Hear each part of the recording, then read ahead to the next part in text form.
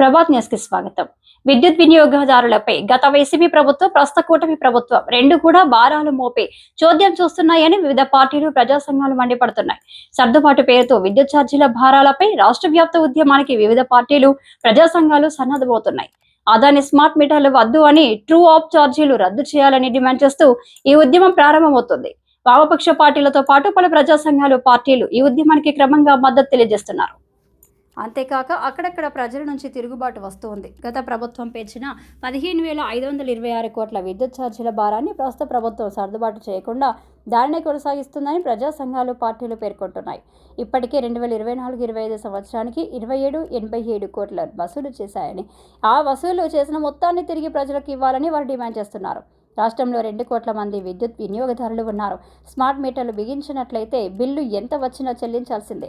సకాలంలో bill చెల్లించినట్లయితే connection cut అవుతుంది. అయితే ఈ అంశంపై విద్యుత్ శాఖ మంత్రి గొట్టిపాటి రవికుమార్ గత మార్చిలో అసెంబ్లీలో మాట్లాడుతూ తమ ప్రభుత్వం ₹1 కూడా అదనంగా భారాలు మోపడం లేదని ఘంటాపథంగా చెప్పారు. అంతేకాక స్మార్ట్ మీటర్లు ఉపయోగించుకున్న వారికి బిల్లులు అదనంగా వస్తున్నాయన్న సమాచారాన్ని కూడా దృష్టిలో ఉంచుకొని తక్షణమే విచారణ కమిటీని ఏర్పాటు చేస్తున్నట్లు ప్రకటించారు.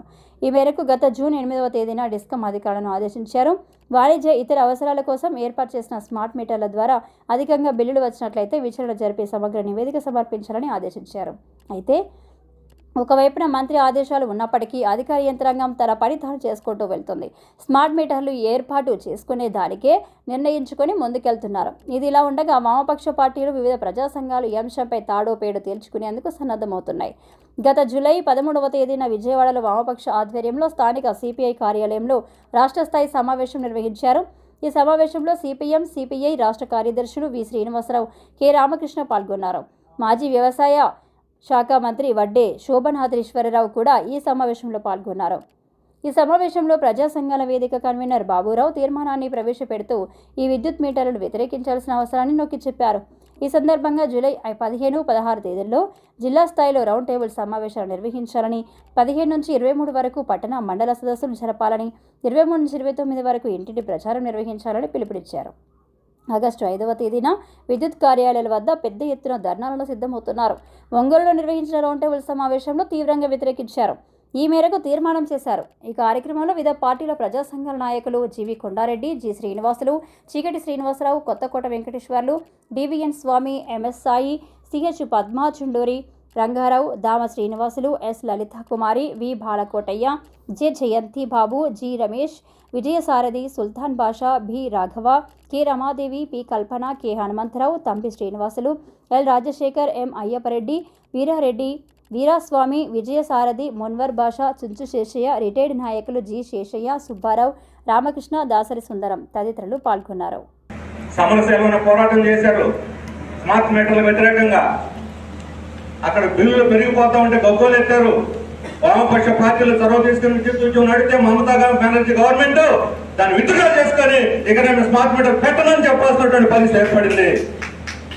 అలాగే మన చుట్టుపక్కల రాష్ట్రాల్లో మేము ఈ స్మార్ట్ మీటర్లు రీప్లేస్ చేయం, కొత్తగా ఎవరైనా కనెక్షన్ తీసుకుంటే పెడతాం తప్ప పాత వాటిని మాత్రం మార్చమని తమిళనాడు కానీ కర్ణాటక, తెలంగాణలో చెప్పాల్సి వచ్చింది. ఇక్కడ చంద్రబాబు నాయుడు ప్రభుత్వం మాత్రం మోడీ చెప్పినట్లుగా ఆడుతోంది. నేను ఒకటి అడుగుతున్నాను, జగన్మోహన్ రెడ్డి ప్రభుత్వాన్ని ఓడించి వీళ్ళు వచ్చి అధికారంలోకి ఏం సాధించారు? మీకు వాళ్ళకి తేడా ఏమిటి? జగన్మోహన్ రెడ్డి వదిలేసిన చెప్పుల్లోనే చంద్రబాబు నాయుడు కాళ్ళు పెట్టినాడు.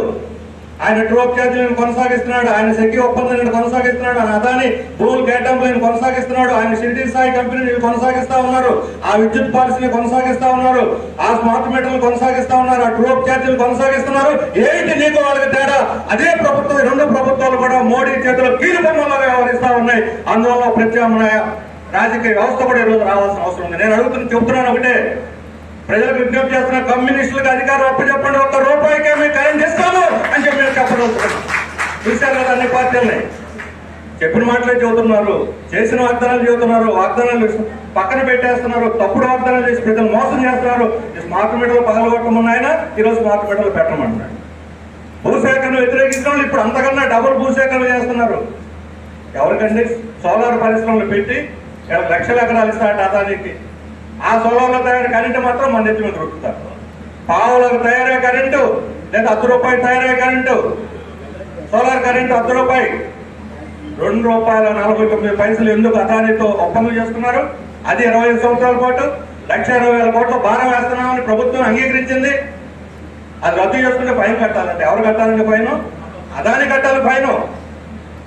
మొన్న 2025 మార్చి నాటికి అదాని మనకు 6,000 మెగావాట్లు రాజస్థాన్ సరఫరా చేయాలి. ఇంతవరకు ఒక్క మెగావాట్ కూడా మనకు సరఫరా చేయాల. అందుకోసం ఆయన ఫైన్ కట్టాలా? అదాని కట్టాలా ఫైన్? మనం ఆయన కట్టాలి. ఒప్పందాన్ని ఉల్లంఘించిన అదాని. ఈ అదాని సేవను మానండి.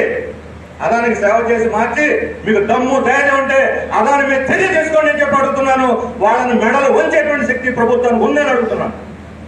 ఎవరైనా ఉద్యమాలు చేస్తే, ధర్నాలు చేస్తే అరెస్టులు చేస్తారు, కేసులు పెడతారు, పోలీస్ స్టేషన్లు తిప్పుతారు, కోర్టులు తిప్పుతారు.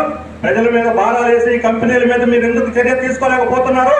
ఈ అబద్ధాలు, తప్పుడు మోసాలు చేస్తున్నటువంటి వాళ్ళ కంపెనీలు ఎందుకు మీరు కేసులు బుక్ చేయట్లేదని అడుగుతా ఉన్నాను. వాళ్ళేమో మహారాజులా, ప్రజలేమో అన్నాతులా. వీళ్ళని పీడిస్తారు, వాళ్ళని మాత్రం పల్లెకలు ఊరేగిస్తారా? ఏమిటి మీ వివక్షత కార్పొరేట్ల పట్లను, సామాన్య ప్రజల పట్ల? కరెంట్ వాళ్ళంటే మీటర్లు బిగిస్తారంట.